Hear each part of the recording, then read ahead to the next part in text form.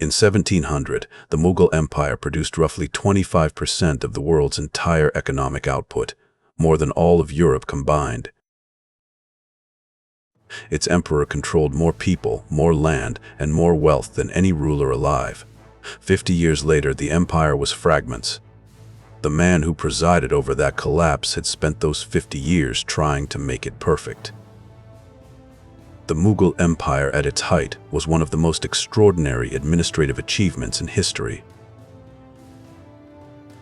Under Akbar, Aurangzeb's great-grandfather, the empire adopted a policy of religious tolerance. Hindus, Muslims, Sikhs, and Jains governed together.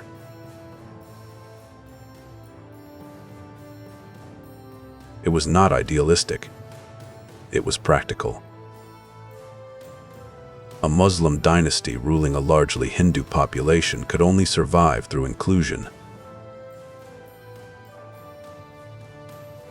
Akbar understood this. He built an empire that taxed everyone fairly and asked nothing about their god. Aurangzeb came to power in 1658 by defeating his brothers and imprisoning his own father, Shah Jahan, in the Agra fort. He kept Shah Jahan imprisoned for 8 years until his death. He was not a man who lacked ruthlessness, but unlike his predecessors, he never attended music performances, never commissioned paintings of himself in opulent settings, and famously spent his personal time copying the Quran by hand, selling the copies to fund his own modest expenses rather than use state money.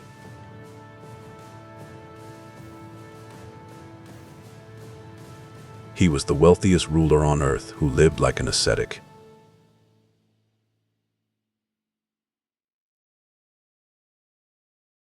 In 1679, Aurangzeb reimposed the jizya, a tax on non-Muslim subjects that Akbar had abolished a century earlier. His justification was religious. His predecessors had been too lenient. The practical effect was to make Hindu subjects economically second class. Within years, Hindu kingdoms that had been loyal to the Mughals for generations began to recalculate where their interests lay. Loyalty, it turned out, had a price. And Aurangzeb had just raised it. Simultaneously, Aurangzeb ordered the demolition of prominent Hindu temples and the construction of mosques on their sites.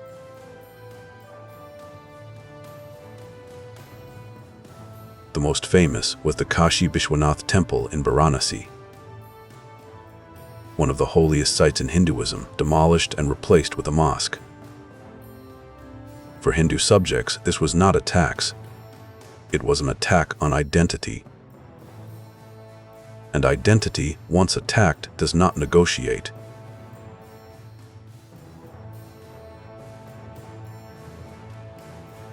In 1675, Aurangzeb ordered the public execution of Guru Tegh Bahadur, the 9th Guru of the Sikh religion, in the market square of Delhi.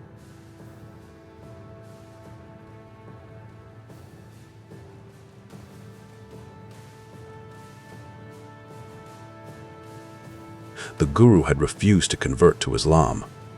He was beheaded. His followers carried his body away in secret. His son, Guru Gobind Singh, responded by transforming the Sikh community into a military brotherhood, the Khalsa, sworn to resist Mughal authority. Aurangzeb had not eliminated a religious leader. He had created a new army. In 1681, Aurangzeb personally led 500,000 soldiers south into the Deccan to crush the Maratha Confederacy. He never came home. The Marathas, led by the brilliant Shivaji and his successors, refused to fight in the open. They attacked, vanished into the Rocky Mountain passes, and reappeared somewhere else. By some estimates, the Deccan campaign consumed up to 80% of Mughal state revenues by its final decade. Aurangzeb was spending the empire's wealth on a war he could not win, against an enemy he could not find.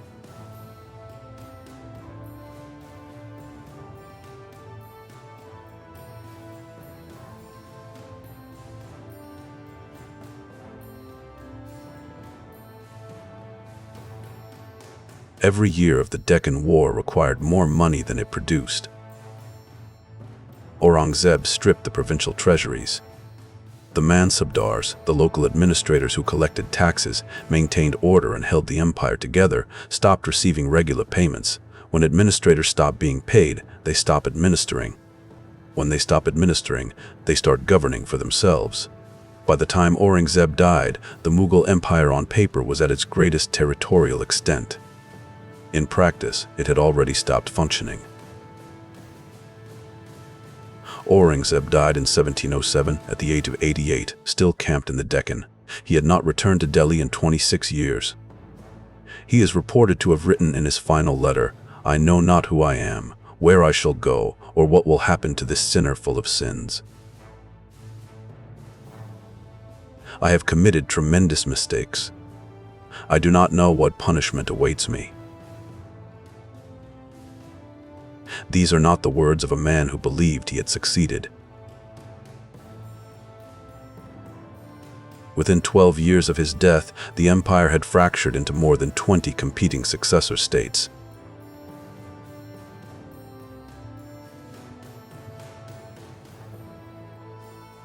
Into that fragmented landscape walked the East India Company, which we covered in video 06 of this channel.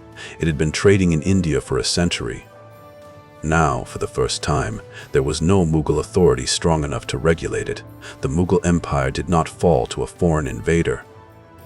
It fell to itself, and the space it left behind was filled by something its emperors had never taken seriously, a trading company with an army clause in its charter. Aurangzeb did not lose the Mughal Empire because he was incompetent or corrupt. He lost it because he decided that what the empire believed was more important than what it could sustain. He taxed people for their religion, demolished their temples, executed their leaders, and spent a quarter century at war, all in the sincere conviction that he was governing correctly.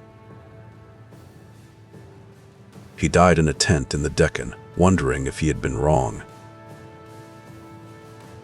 The empire answered for him.